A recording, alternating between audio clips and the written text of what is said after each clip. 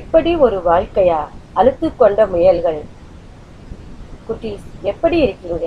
பள்ளிக்கு போக யாருக்கெல்லாம் பிடிக்கும்?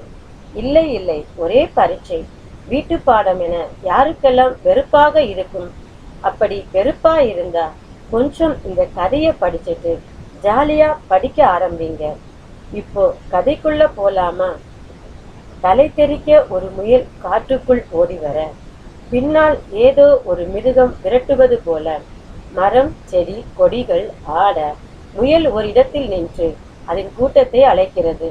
உயிரை கையில பிடிச்சிட்டு ஓடி வந்திருக்கிறேன், என்னால் இப்படி பயந்தெல்லாம் வாழ முடியாது என கத்துகிறது.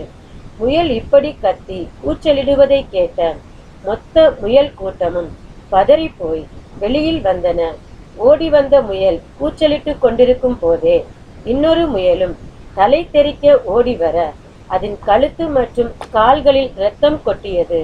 அதற்கு மருந்து கொண்டு வந்து கொடுப்பதற்குள் அது இறந்தும் போனது.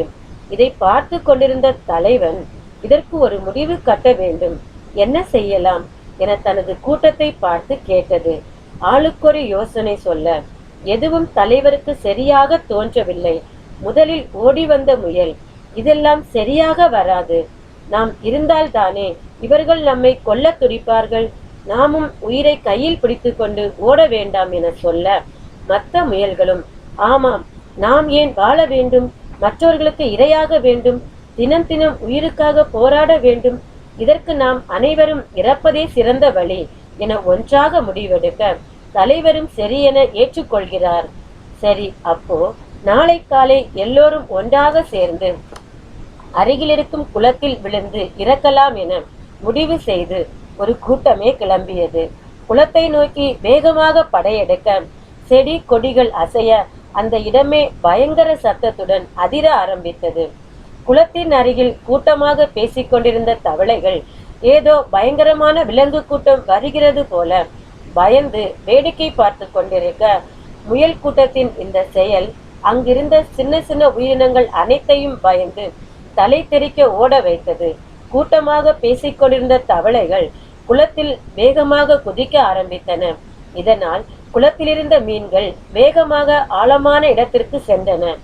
இதை பார்த்த முயல் கூட்டத்தின் தலைவன் ஒரு நிமிடம் அதிர்ச்சியாகினான். தனது கூட்டத்தை ஒரு நொடி நிற்க சொன்னான்.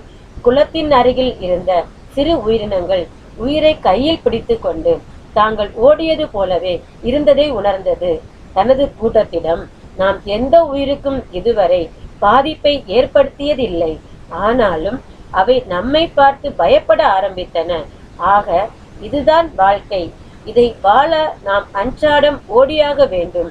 நாம் மட்டுமில்ல, இங்கு வாழும் அனைவருமே ஓடியாக வேண்டும்.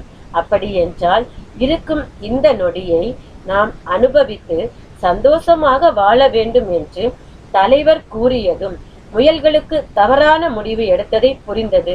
அதுபோல இறப்பு எதற்கும் தீர்வு கிடையாது என்பதையும் புரிந்து கொண்டன.